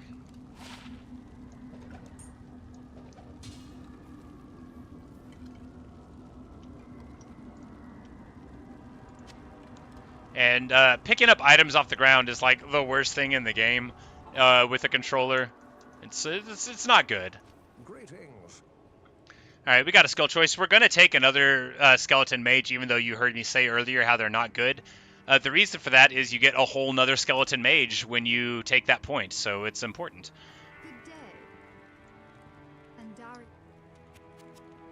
So Anora's dead, but we're actually we're going to be getting a different character soon there. So here's War of, and yeah, that's Act 1. I know we didn't talk about any of the story. It's fine, you know, that was never what this was going to be about. So we're going to go east. And then that will be that. So you go east, and now we're in a little desert area. It's nice. And most of the characters that we know and love are not here, and they have like a different set of them. So you have this dude Lysander here. He's who you talk to sell things and heal you. Farah is the blacksmith here, and she's right by the stash, which is excellent. I don't.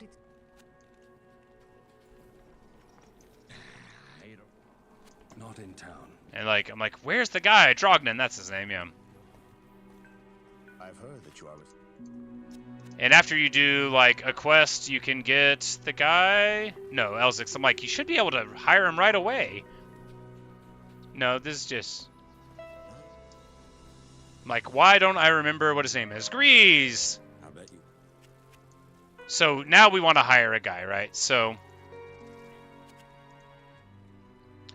prayer regenerates life.